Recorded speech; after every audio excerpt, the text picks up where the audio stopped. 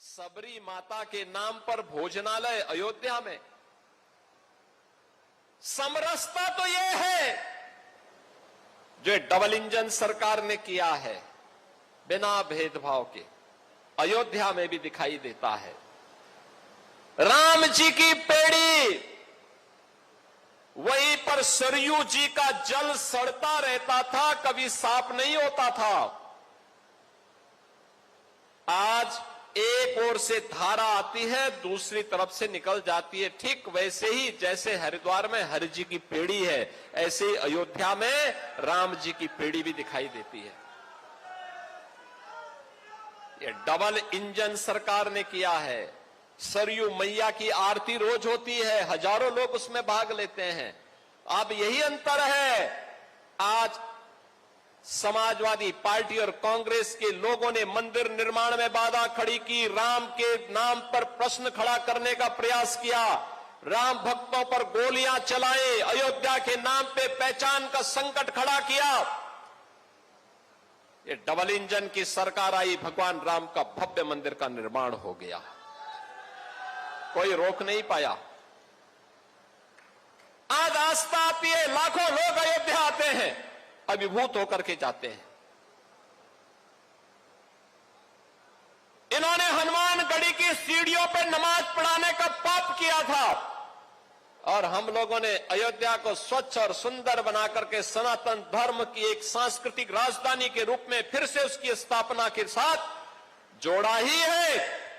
जोड़ने के साथ आज अयोध्या को सरयू जी की आरती और राम जी की पेड़ी भी मिली है, और नए घाट से लेकर के गुप्तार घाट तक घाटों की एक लंबी श्रृंखला भी अयोध्या धाम को देकर के अयोध्या को एक नई पहचान दिलाई है।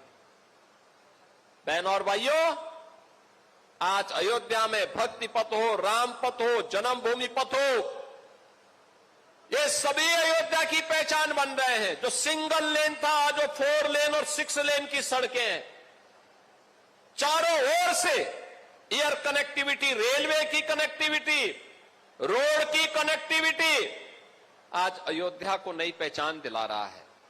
स्वाभाविक रूप से अयोध्या को पहचान मिलेगी तो बीकापुर को भी, रुधौली को भी, मिल्कीपुर को भी, गोसाईगंज को भी उसका लाभ प्राप्त होगा। सबको लाभ प्राप्त हो रहा है। और वही कहने के लिए आज मैं आपके पास आया हूं, आपसे कहने के लिए कि बहनों और भाइयों, अयोध्या अब बदल चुकी है। प्रभु राम की कृपा है, उनकी मर्यादा है। उस मर्यादा के दायरे में रह करके ये सभी कार्यक्रम जिस मजबूती के साथ डबल इंजन सरकार ने बिना रुके, बिना झुके, बिना थके, बिना डिगे अनवरत कार्य किया, आज उसके परिणाम हम सबके सामने है। और इसीलिए तो हर सनातन धर्मावलंबी आज अयोध्या का नाम लेकर के आप जाइए। 2017 के पहले आप जाते थे, लोग आपको शक की निगाहों से देखते थे। आज अयोध्या का नाम लेकर के कोई भी हिंदू जाता है, अयोध्या का व्यक्ति देश के अंदर जाता है, दुनिया के अंदर जाता है। अयोध्या का नाम यूपी का कोई नागरिक ले लेता है या भारत का कोई नागरिक दुनिया के किसी देश में जाके अयोध्या का नाम लेता है, तो सामने वाले व्यक्ति के चेहरे पर चमक आकर के खुशी होती है कि वाह, भगवान राम की पावन जन्मभूमि से जुड़े हुए लोग हैं। याद करिए, यह अयोध्या की ये पहचान आपकी पहचान है, और विरासत और विकास का ये अद्भुत समन्वय हुआ है अयोध्या में। अयोध्या ने वह करके दिखाया है जो 500 वर्षों में नहीं हो पाया था। पीढ़ियों पर पीढ़ियां गई, संतों ने, राजाओं ने, युवराजों ने, समाज के प्रत्येक तबके ने राम जन्मभूमि मुक्ति के लिए आंदोलन किया, संघर्ष किया। लेकिन जो कहते थे अयोध्या के बारे में कि परिंदा भी पर नहीं मार सकता, आज वे देख रहे हैं अयोध्या में लाखों लोग आ रहे हैं, अयोध्या में लाखों श्रद्धालु आ रहा है दर्शन करने के लिए। बहन और भाइयों, उसी जनपद अयोध्या की, उसी पावन अयोध्या की महत्वपूर्ण विधानसभा है बीकापुर। और बीकापुर के विकास के साथ जोड़ने के लिए आज हम सब आपके बीच आए हैं। मुझे प्रसन्नता है उत्तर प्रदेश सरकार के पूर्व मंत्री स्वर्गीय मुन्ना सिंह चौहान जी की भव्य प्रतिमा को आज हम स्वाहावल ब्लॉक के मुख्यालय पर स्थापित करके उसका अनावरण का कार्यक्रम अभी संपन्न हो रहा है।